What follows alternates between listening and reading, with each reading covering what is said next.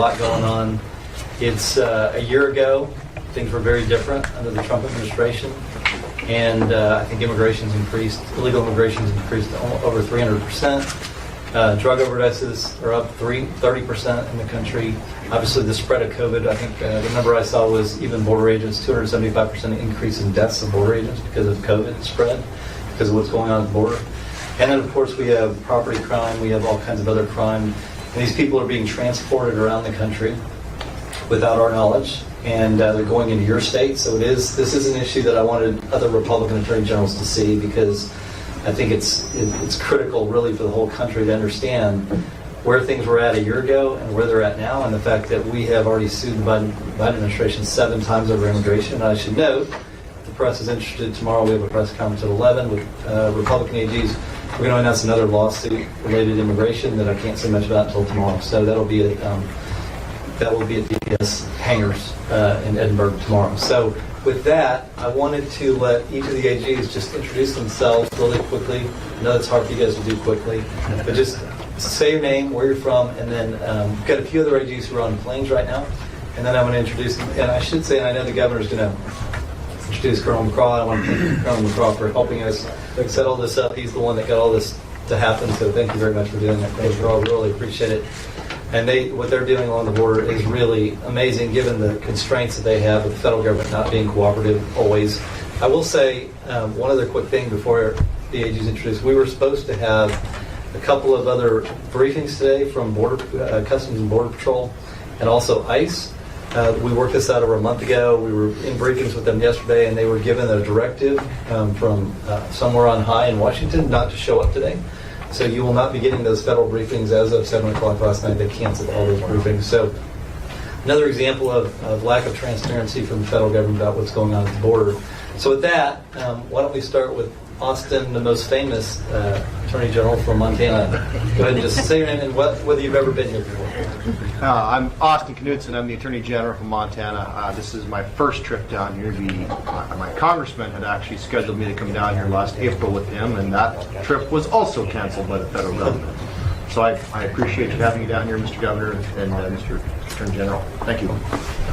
Trent Taylor, Alaska Attorney General. It's my first trip to the border as well, so thank you for hosting us and letting us see firsthand what's going on.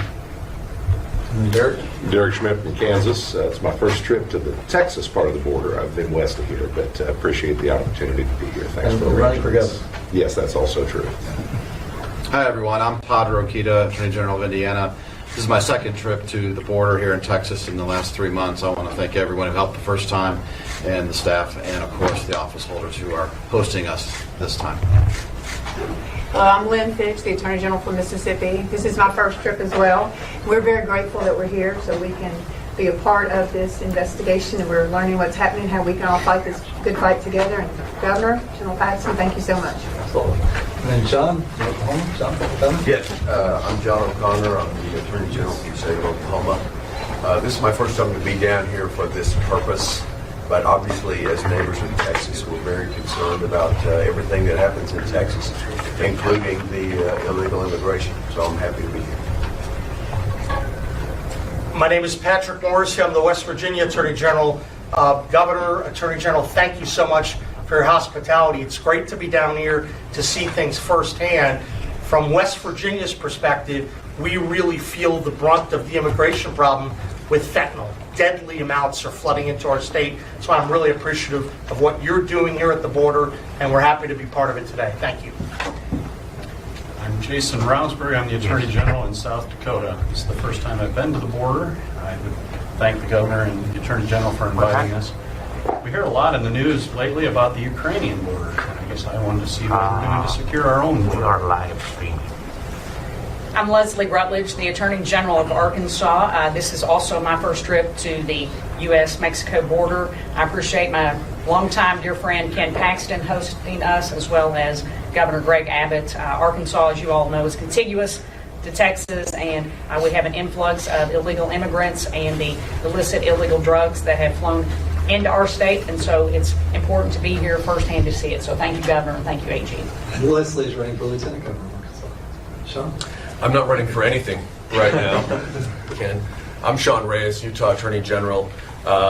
Utah is here because, as I've said before, every state is a border state today due to a lot of failed policies, and we are dealing with, just like everyone else seated at the table, an influx of an increase in the opioid epidemic, human trafficking, and other criminal elements. So thank you to my former colleague, now Governor Greg Abbott, for your leadership on this issue, Governor, and thank you to your fantastic Attorney General here in Texas, Ken Paxton, who's done such a great job also leading. Appreciate the hospitality, and thanks for the invitation to come. Absolutely. Well, now it's my privilege to introduce the Governor of Texas. I don't think he gets credit for the challenging job that he has to deal with as it relates to the border. Certainly other issues as well, but given the fact that the federal government under USD Arizona has significant control over the border, I know that Governor Abbott has tried to do things. We've been sued over it. He's tried to stop transportation of illegals in our state. We're in a lawsuit defending that, along with the other 7 lawsuits that we're dealing with relating to offensive action against the federal government. So, Governor, I thank you for being here, for fighting the fight, because it's not just for Texas, it's really the whole nation that we're defending. So thank you, and certainly Sure. appreciate you being here. Well, first of all, thank you. As General Paxton was talking about, the state of Texas is having to battle in court against the Biden administration for the Biden administration's abandonment of its obligation to secure the border. And one way in which we are able to battle against the Biden administration is through the court system. And not only has Kim Paxton stepped up and brought the legal actions that were needed, he's been winning those legal actions. And that has been a tremendous help to the people of Texas. To all of the attorneys general who join with us here today, as you all know, you are the top law enforcement officers in your respective states. That's not only a powerful role, it's an important and essential role. I thank you for the role that you play. But as you go about your daily duties in waging legal challenges to make sure that you're using the law to keep your community safe and keep your communities better, it is astonishing that one lawbreaker that we are having to wage legal action against is the President of the United States. There are laws passed by the United States Congress that the President is not enforcing. There are United States constitutional provisions that the President is not upholding. Somebody has to hold the President accountable for his abandonment of the rule of law in this country, and it is you all, the Attorney Generals across the entire country. You also need to do it not just because the Biden administration is abandoning the rule of law, but because of the consequences of Biden's open border policies, because of the consequences of Biden's refusing to enforce the laws passed by Congress. Every single one of your states, the residents of your states, are facing consequences, sometimes deadly consequences, because of Biden's open border policies. You mentioned fentanyl. As you're going to hear more momentarily from the director of the Texas Department of Public Safety, who will elaborate on what I'm about to say. Over the past calendar year, the Texas Department of Public Safety and law enforcement here in Texas, they have seized enough fentanyl to kill every man, woman, and child in each of the states gathered here. I said that wrong. Every man, woman, and child in all of the states gathered here combined. That is how deadly this is. Doses to kill more than 222 million Americans are sweeping our states for one reason only. Joe Biden does not care that fentanyl is invading our states. If you look at the population group between the ages of 18 and 45, the leading cause of death over the past year is not COVID, is not cancer, it's not car wrecks. The leading cause of death of our fellow Americans ages 18 to 45 is fentanyl. And President Biden is doing nothing to address that fentanyl problem. The fentanyl is coming in from China through Mexico into the United States. Joe Biden does not care that people are dying today because of the open border policies that is allowing fentanyl to come into our country.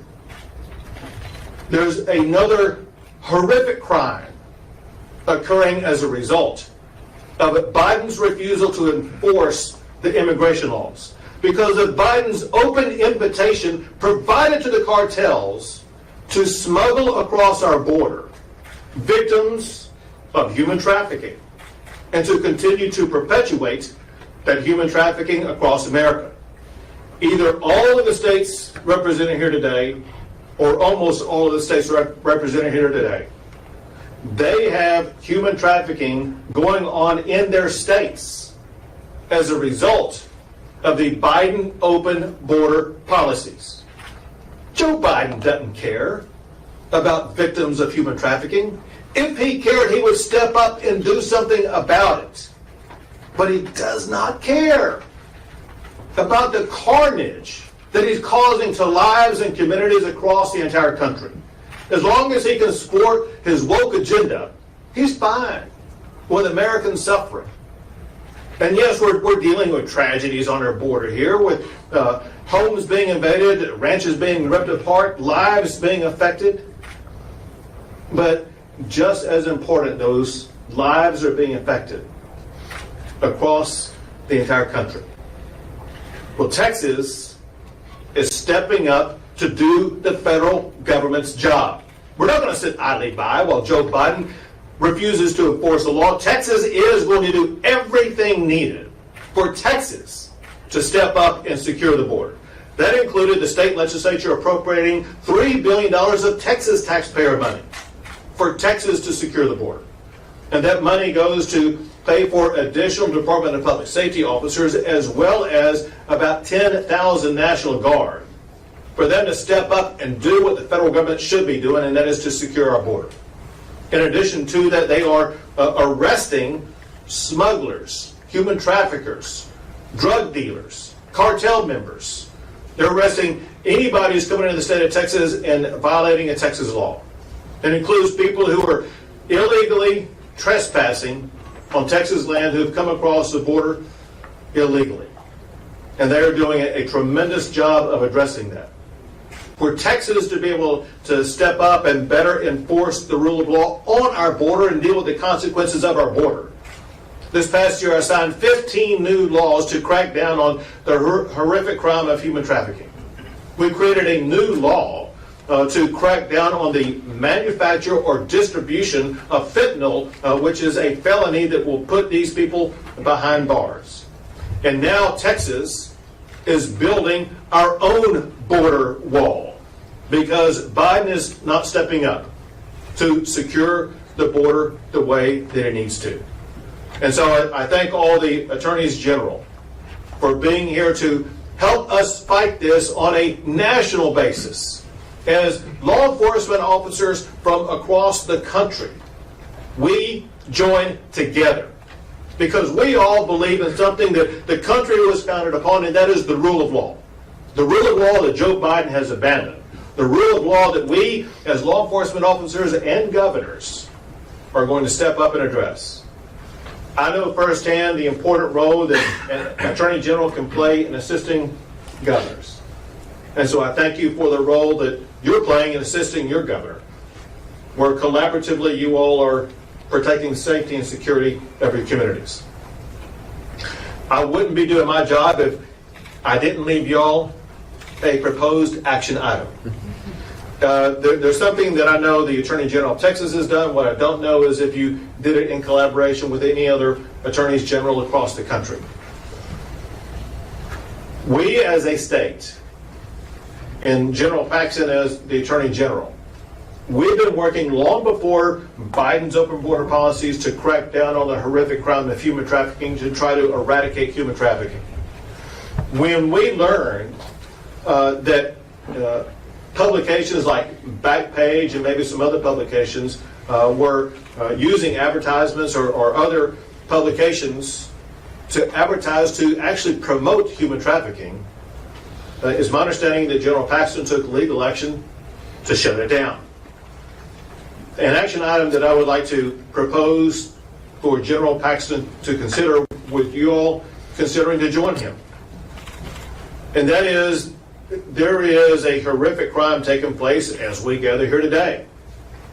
As Colonel McCraw can tell you more about here momentarily. Cartels in Mexico are using TikTok to advertise, to recruit smugglers in Texas and San Antonio, Houston, and other cities in Texas and maybe some other states to advertise for smugglers for pay for them to smuggle people here in Texas, which would include victims of human trafficking. That must be shut down.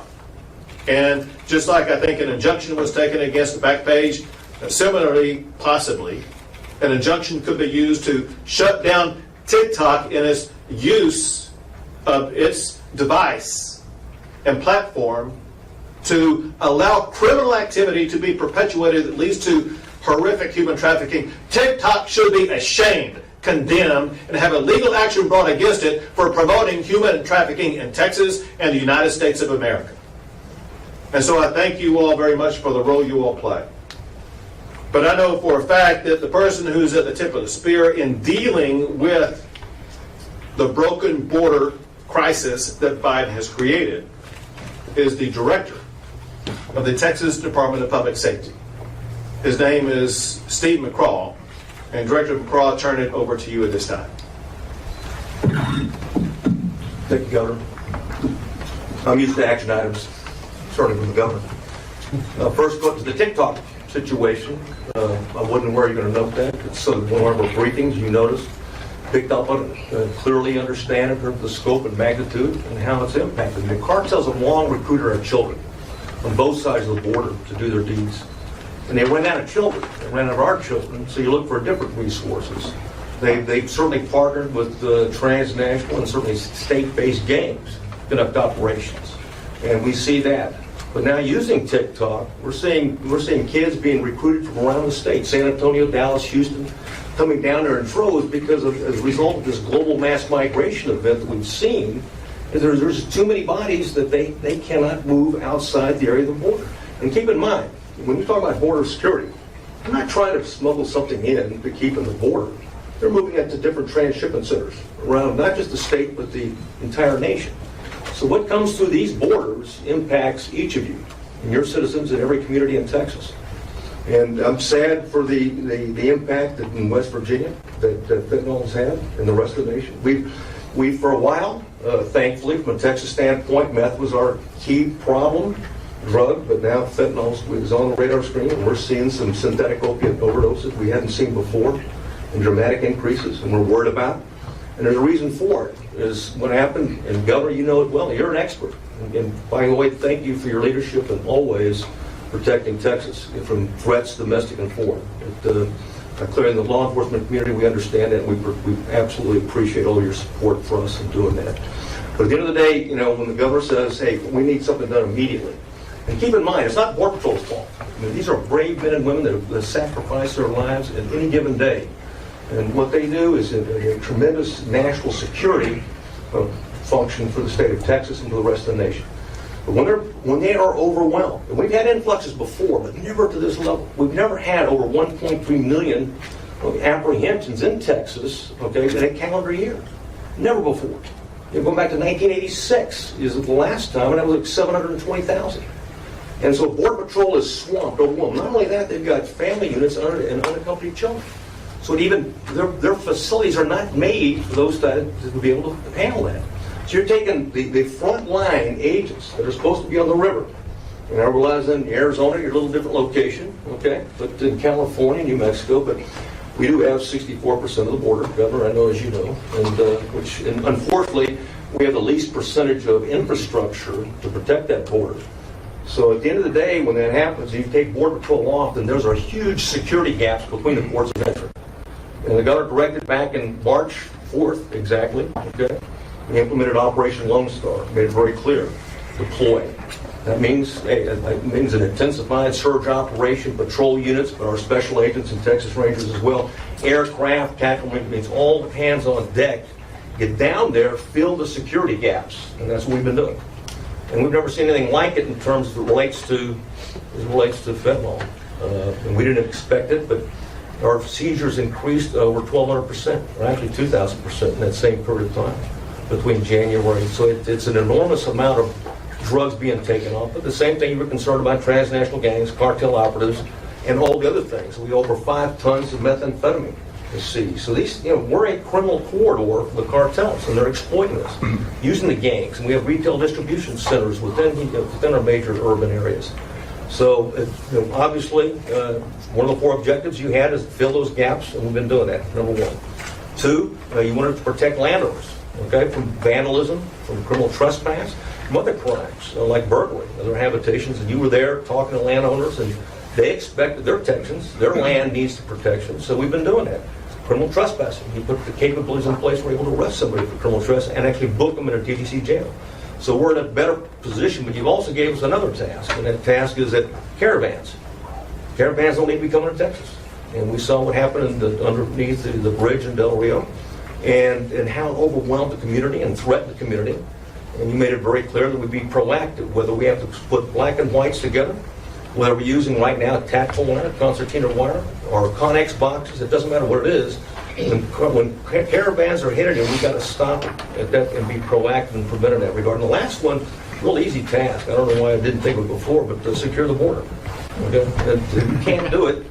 You can't do it unless you have infrastructure, period. And I don't know what you call it, you want to call it, it doesn't matter. You have to have it, you have to have detection technology, and you have to have boots on the ground. Okay? Plain and simple. And you can't secure it from Washington. You can only secure it from the river. And thank you for your leadership. And I can tell I've talked too much. Thank you. Well, let me get you to add one more. Let the public know how many people have been encountered coming across the border, how many arrests you all have made, and any other facts like that. We've had over 10,000 arrests we've made, criminal arrests. And criminal trespass, over 2,500 criminal trespass arrests, which are embedded in that. We've had, between ourselves and National Guard and game wardens working together, we've had over 196, almost over 200,000 by now, individuals that were referred to, been apprehended and referred to Border Patrol. It's so important. In fact, the recent discussion that was had by, and one of the guys in the panel was a guy named Rodney Scott, the former chief of the U.S. Border Patrol, made it very clear. He said, without Operation Lone Star, every one of those numbers would have been a godly. And every one of those pounds of drugs, those ton quantities of drugs we've seized, if not for the state of Texas stepping up, would have been gotaways. It would have entered into the traffic. And so they certainly recognize it, and I think people understand that has an immediate impact. But you've been very clear. It's not just apprehending, it's not just in terms of seizing. Certainly, we've been running up the numbers, and we'll continue to do so, and do everything we can to staunch the flow, but be proactive and preventive to stop it from coming across the river. And so we look forward to working with you on that. Thank you. Yeah. Hey, well, Colonel McCraw, thank you for your work and your team's work, and thanks for hosting this thing, Governor. Thanks for making it happen. Sure. And I really, really appreciate your stand on immigration and the fight that you're leading across the nation. And I want to thank my fellow Attorney General for being here. I want to thank the media for being here. And I want to make very clear that if the Department of Homeland Security wants to still meet, we're going to be here for another day and a half. And so we're open to having those meetings instead of having them canceled. So thank you all for being here. And Governor, thanks again for your work. All right, thank you everyone for being here. Thank you everyone for being here. All media, we're going to escort you outside. That concludes the media portion of the security brief. Are we doing questions? No questions at this time. No questions.